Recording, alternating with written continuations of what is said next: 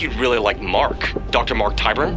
We're going to do something incredible here. Games are so sort of trivial. I want this to be more than that. I want to do something to help. Well, I got a phone call from my agent that a guy called Dan Houser wanted to have a conversation about playing a narcissistic tech baron with a god complex, and he thought instantly of me, which I didn't quite know how to take, but I like to see it as a compliment.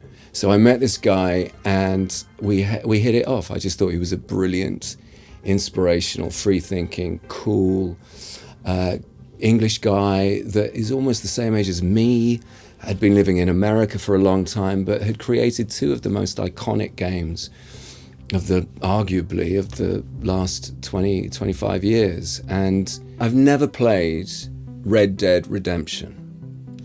I have played Grand Theft Auto, but I do have two friends that have played characters in the franchise. Danny Dyer, who's a brilliant actor and an old friend from way back when. And of course, the lovely Stephen Ogg, who I think I murdered in the Walking Dead.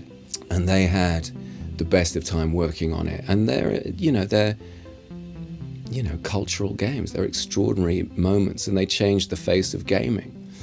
I don't know anybody who doesn't know those games. And he pitched this idea to me and said, I'd like to do a podcast, a fictionalized podcast about this character, Mark Tyburn, who is this tech baron, as I said, who's trying to create this new type of game, a utopian game, that's not only an immersive, extraordinary experience for the player, but it improves them culturally, emotionally, spiritually. And he's a sort of utopian head. And utopian heads generally are sort of technocrats, really.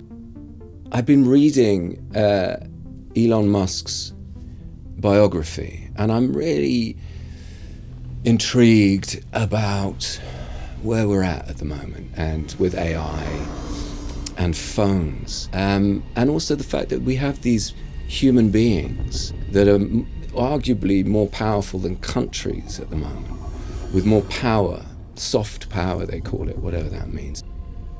It's a cautionary tale about technology, and I don't think AI is necessarily the problem.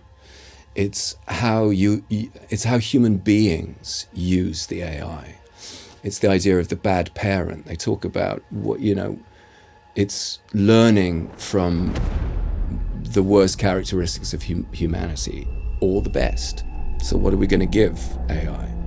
And I suppose that's the story that we're telling here is, are these powerful human beings, Mark Tyburn being one, are they answerable to their power, And I thought that was a brilliant, exciting, and very prescient story to be told.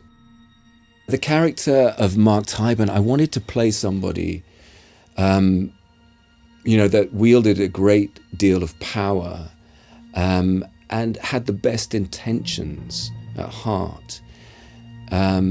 He wanted to create this utopia, but at the same time, he was willing to bend the rules.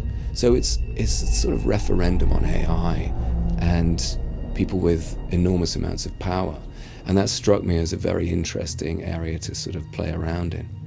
Laszlo Jones, the creative partner of Dan Houser, was a delight to work with. And actually, I'm going to say this now, the reason why I really wanted to do this project was I saw Absurd Ventures sort of film that they made, a sort of mission statement, manifesto.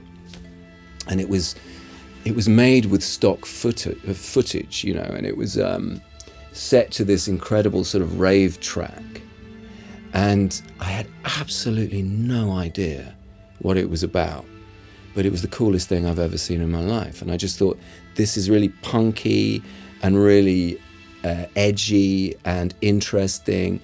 And it was a bit like a cross between Train Spotting, the movie, and a sort of Adam Curtis documentary. I didn't quite know what I was watching, and I found it incredibly captivating. I watched it about 4 times, trying to work out what this thing was. And Laszlo cut it together and created this thing along with Dan. And I just thought, I want to work with those guys. Whatever they're up to, I'm really interested in it. He's an amazing mind, enormously visually talented, and I'm really excited to see what he's going to bring to this project.